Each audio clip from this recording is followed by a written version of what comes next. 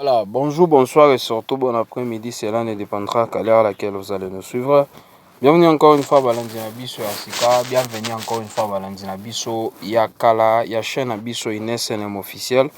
Kaka ndenge na yebisaka bino bandeko na nga biso toyaka pamba pamba te pa na bino soki boyoki tout comme bomoni biso cela veut dire que ya koloba ezali.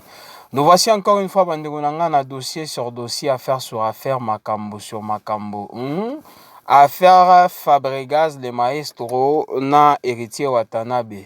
Bandeko na nga déjà na ebandeli biso tout toyebaki très bien Fabregas azalaki petit ya makasi, soki tolobi petit azalaki fan makasi ya héritier Watanabe, mais pour le moment ce n'est plus le cas. Bato ebele bakomi komi poser ba question comment est-ce que Fabregas le maestro akomi ko se comporter bongo. Comportement ya Fabregas et comme le kabato mayele.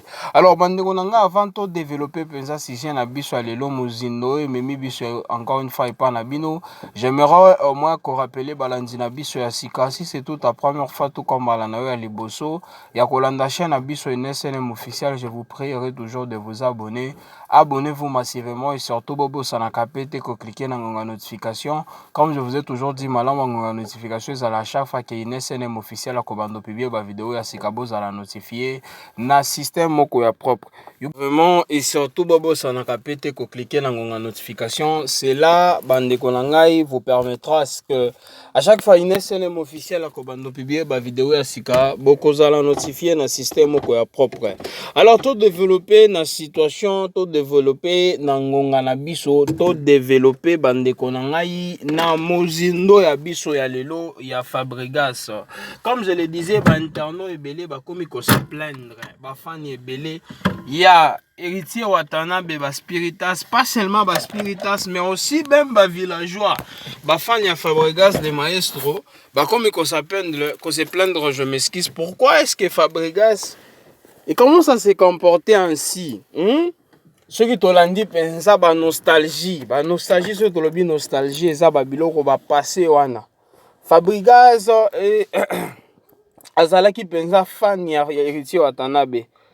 Azalaki ka muke na saya je sali vie na nga héritier Watanabe, mais lelo Fabregas a comme loba pour que ngana loba likambo héritier, il faut lobake lelo soki héritier Watanabe ngana lingina loba likambo na ye akende nanu kolata. Sikongo na mituna héritier Watanabe aza mutakala, atambolaka mutakala ou bien alataka bilamba ya kotoboka ya kopasuka ou bien ezalaka ndenge nini? Parce que ça me dépasse. Koyoka réaction à Fabregas à soloba pour que ngana loba likambo héritier Watanabe il faut akendo lata bilamba. Déjà pour na bao ba ebité Fabregas il a été opéré, donc azaki na elo moko bima qui est awa sur son cou mais par derrière. Elo moko bima qui est ebele ba mituna eza nini eza iloko bimaka ya mo ba kyste. Mona bao bayebi bakiste eza ba bulbulu moko boye bimaka batu ya moko kokio ba mususu ezalaka muke ba mususu ezalaka munene lokolo bimaki héritier et Fabregas ezalaki penza munene, c'était visible, tout le monde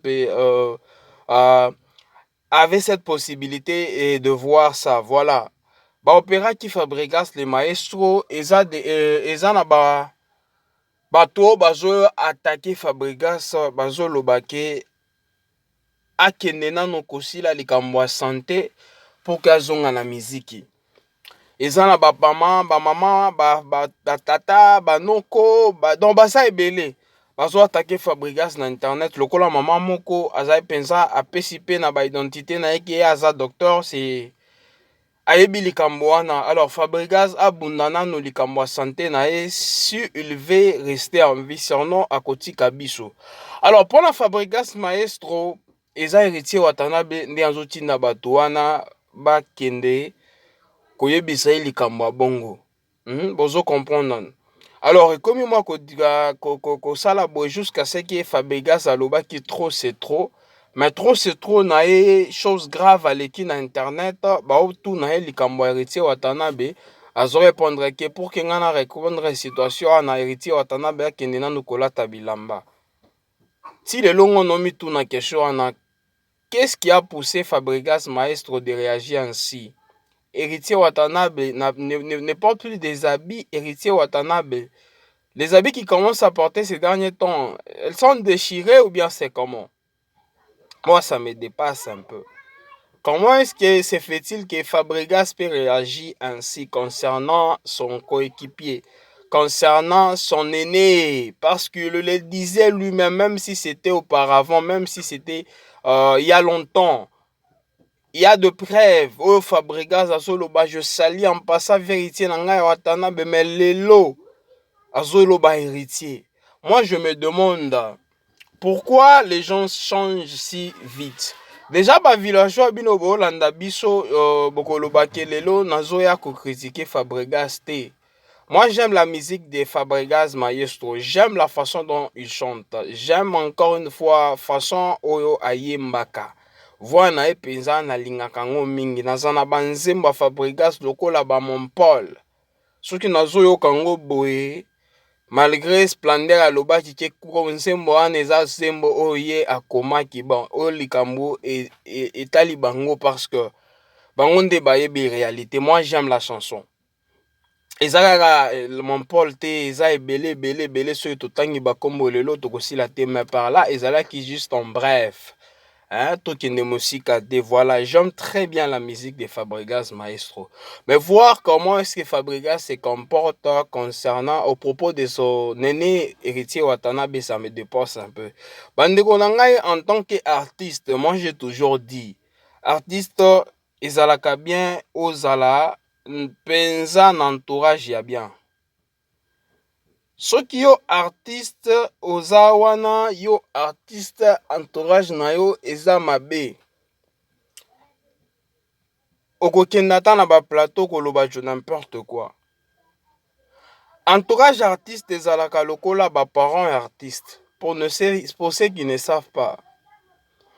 Soki bomonaka Fally Ipupa lekaka na ba internet, même sa façon de parler, il esquive d'autres questions. C'est pas dire qu'il a peur. Il y a confronté bateau, affrontaka ye. Non, c'est pas ainsi. Entourage nae.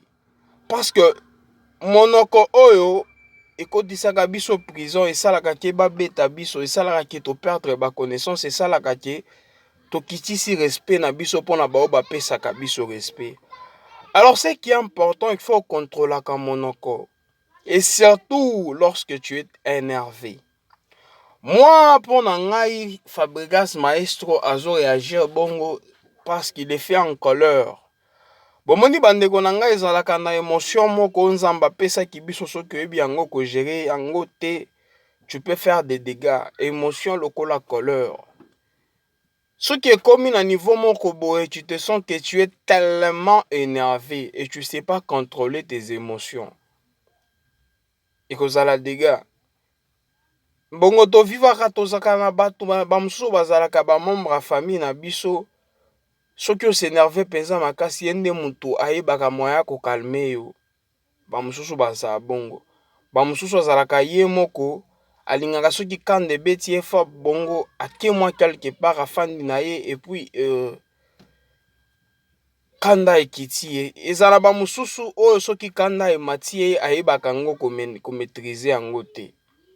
Alors, Fabregas, réaction au oiseau leka na ba internet, nakoloba kofinga.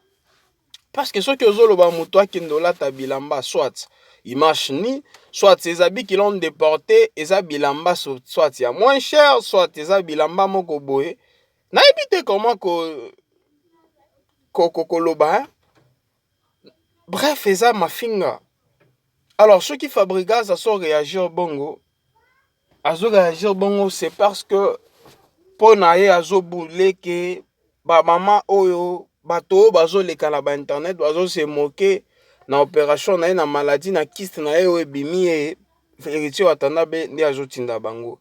Déjà pour ceux qui ne savent pas, pour ceux qui ne sont pas au courant, il fait un moment Fabregas na héritier un malentendu et ba ekota kikaka boye. Toyebi te uti wapi toyebi juste jeton et bandit ceux qui ont amati na internet abwa ki jeton ou amati na internet abwa ki jeton. Même moi, personnellement, je ne comprendrai pas nini et les cas qui entrent bango. Jusqu'à arriver à ce point, et aussi la mabé. Et aussi la mabé. Ce qui boyebi bomoni vraiment Fabregas, boyebi Fabregas à Kala, Fabregas à Lobby, na Fabregas à Lelo. Aza Fabregas mon côté. Pourquoi Fabregas a comme qu'on se concentrer makasi sur internet que sur ses projets, que sur sa musique. Fabregas a comme moto internet. Yo artiste ceux qui ont commis moto internet, commis moto plateau makasi, tu vas pas se concentrer. Artiste en matakana na plateau si tu as des projets. Tu peux pas seulement boire non émission parce que va solliciter ngai yo parce que tu peux arriver là-bas tu n'as pas à dire et puis bato ba chroniqueur bato oyo ba présenter ba émission bazalaka mayele makasi bazalaka pas mayele président bazala ba malin. Akobanda poser ba question mo boazo takine yo. Et yo so ki oyebi koyeba koloba te entourage na yo konsaka pesaka yo ba conseil te. Tu peux dire du n'importe quoi parce que par un moment tu n'as pas de projet oyo ememi yo na ba internet. Parce que koleka na émission boy en tant qu'artiste oki koleka kaka bongo te non parce que moi invité. Ça se passe pas comme ça. Aux artistes, si tu as un projet, tu as une chanson qui est au bimisa siko, peut-être na showcase na yo lingio sala concert na yo lingio kende ko sala ne oleki na plateau. Alors Fabregas le maestro mikolo oyo akomi koleka na ba internet juste pour qu'à répondre bateau babouakelia qui est jeton. Est-ce que vous trouvez ça un peu important?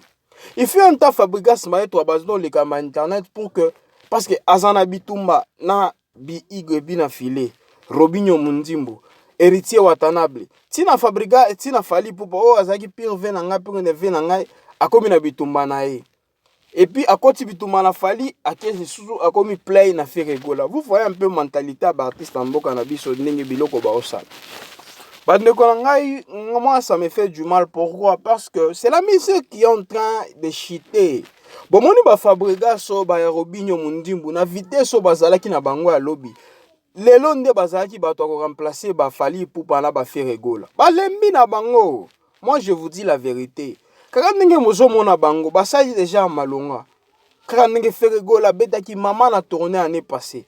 Yango deng azo betango liso abeti déjà azui bato fait donc asali ce qu'il a fait, ce qu'il avait à faire. Fally Ipupa memement. Azobeta première congolais azobeta Stade de France en néo. Donc akoki koloba na non je prends retraite nanga. Bon, disait bino bozo landa biso. Boye bisanga mwana no. Est-ce que mutu penza wa kokanga musique en mboka na biso azali. Oyo azo montrer vraiment fiti la musique en mboka. Aza wapi? Ok, génération oyo ngaki e landa. Eza génération ba Robinho, eza génération ba héritier Watanabe. Eza génération ya ba bon héritier Watanabe to longola ye parce que héritier Watanabe eza ba génération ba Fally Ipupa. Et eza ba Robinho Bundibu, eza ba Fabregas le maestro yo. Ba Inosbi. Mais tokomi ko remarquer loko moko ba artiste o ba deuxième génération ba zoya. Au lieu de se concentrer na musique, bazwa pouvoir abaleki abanoko na bango bazo tika musique à la mingi te, bango va se concentrer na plateau. Plateau wana eza jeton na jeton. Moi ça me fait mal au cœur bandeko na ngai en voyant ces histoires là en train de se passer. C'est la musique qui est en train de chiter si vous rendez pas compte. Musique na biso ya mboka ezo kita. Ba artiste en mboka na biso bon se concentrer des héros ceux qui ont moniqué te bazo consommer nga les sous te chercher des feats ezana bato bazana visibilité mikolo bon mona ka mentalité a Fally Ipupa te.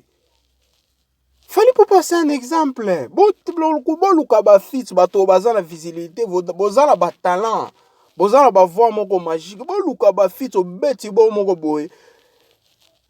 Et fongoli moi porte mususu zongi lisusu dans le game. Olé rester sur place et puis parce que héritier et Feregola atie accord arena beta ki yaye Fally Ipupa zi atie stade tinga pe na beta stade. O beta stade na misini. Kaka oyo bato babando yo kaka oyo mbikala. Fally Ipupa zo beta Stade de France na ye déjà azo bimisa album na ye awa. Le 17 azo bimisa album. Le lot oza le 40e. Lelo toi les 15 dans 2 jours album a fallu pour peso zobim.